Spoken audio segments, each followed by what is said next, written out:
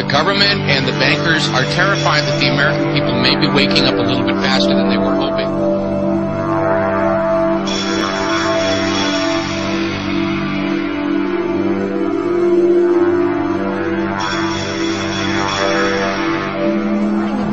Taking a big new step, looking to build a huge database of people's physical characteristics.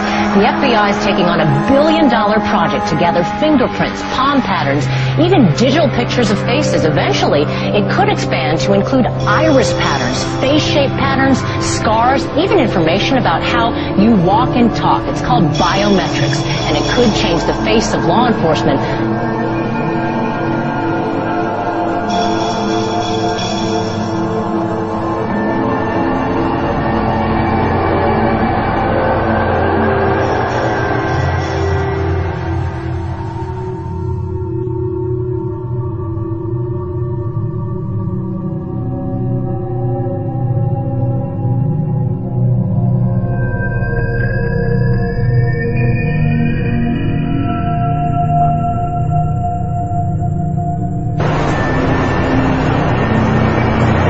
Hey, excuse me, sir.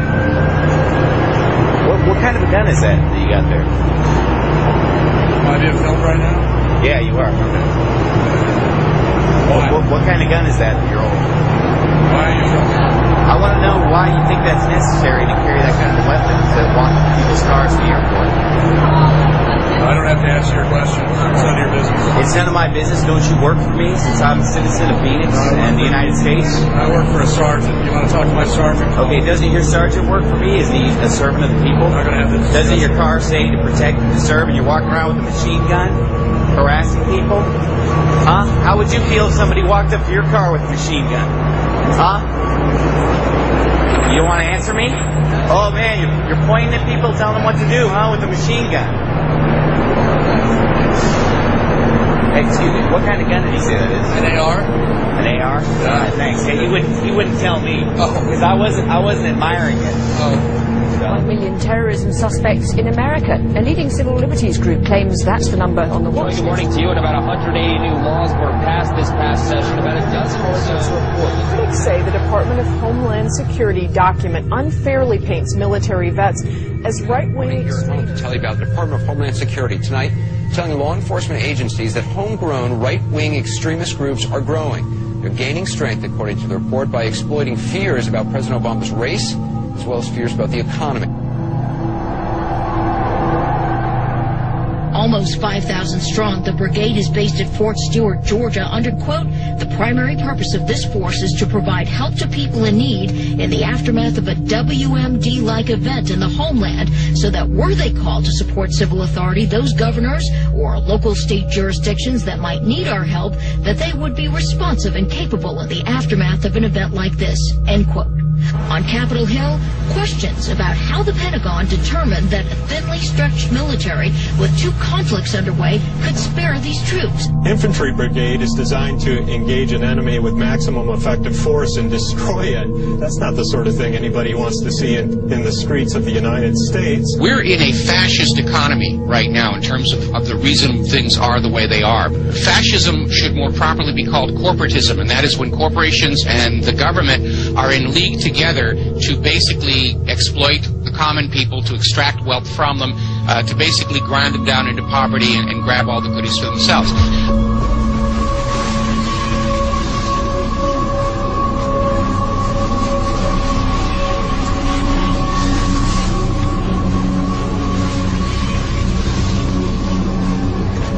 So basically, all or most of you engaged in all or at least some of the activities that actually created this crisis, in my opinion. But basically, you come to us today on your bicycles after buying Girl Scout cookies and helping out Mother Teresa, telling us we're sorry, we didn't mean it, we won't do it again. Trust us. Government is now in hock $546,000 per household. You're never going to be able to pay it off in obligation. Thank you, Mr. Speaker.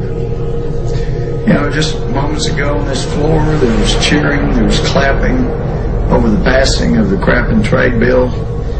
And it's a little tough to get excited. You know, from a political standpoint, I should be overjoyed because I really believe in my heart that when the American people find out, and this is just a part of it, when they find out what has been done to them, they are going to be livid and they're going to throw some people out of this body. I just know that'll happen.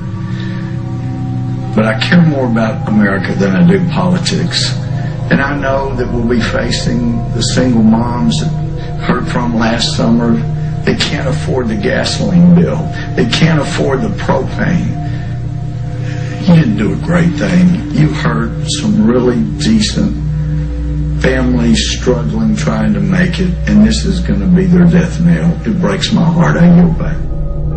They're bankrupting the nation with these rescue plans, these buyout schemes, cap and trade, play cash for clunkers, you name it. What can Americans do if they are opposed to the road that the government officials are bringing us down? But the people really don't have a choice. There is no ballot box. You know, I'm of Italian descent, and I've heard enough mafia stories for the rest of my life. If you want to look at a mafia, you could call it the Republican and Democratic Party.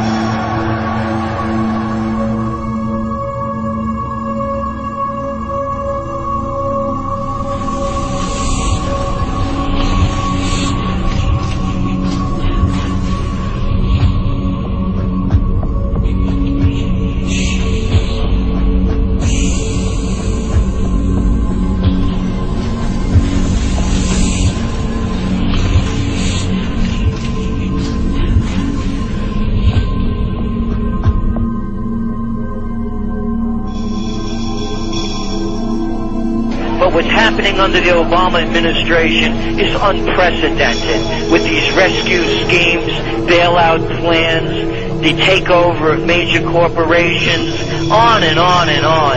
So, yes, it has been going on a long time, but it's accelerating now at a level that makes our country that used to be the empire of entrepreneurial opportunity now just a country to save the too big to fail. As a result of the swift and aggressive action we took in the first few months of this year, we've been able to pull our financial system and our economy back from the brink.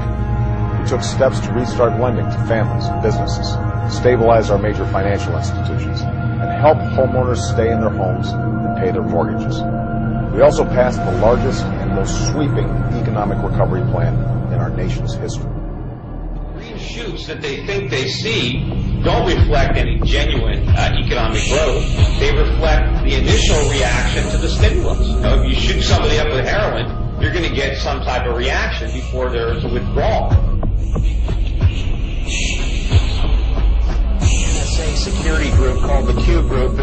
Its headquarters are within the National Security Agency headquarters in Fort Meade, Maryland. However, the group also works closely with FBI counterintelligence officers, as well as something I learned recently, local police department intelligence units. So it's a very large group, about 1,000 agents and informants employed by this secretive agency within a secretive agency, the NSA. It's really answerable to no one on paper, of course. How is the more liberal Obama administration dealing with this then? Unfortunately, we've seen no change. The surveillance conducted by the Q Group at NSA continues. I've witnessed it myself quite recently.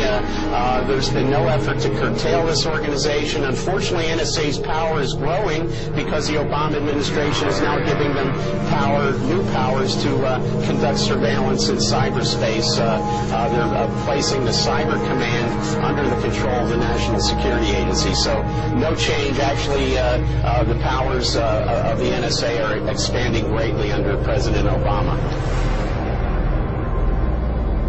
I think they're gearing up against a possible revolt, but I'm pretty sure their ideal would be that we, the American people, will just knuckle under and surrender completely, and they won't have to go to that open force in the streets. Because the instant the guns start firing in the streets of America, the rest of the country is definitely going to wake up. I think they're still convinced that they can complete the encirclement and enslavement of America without having to fire a shot, and that is their ideal. Because once the shooting starts, then all the pretext and all the illusion is gone completely. We're going to see food riots, tax protests, farmer rebellions, student revolts, squatter dig-ins, homeless uprising, tent cities, ghost malls are already popping up, general strikes, board snappings, kidnappings, and mob rule. I think we are coming up on a point where we're going to see violence in the streets of America, and I don't like it, but I don't see any way to avoid it at this point.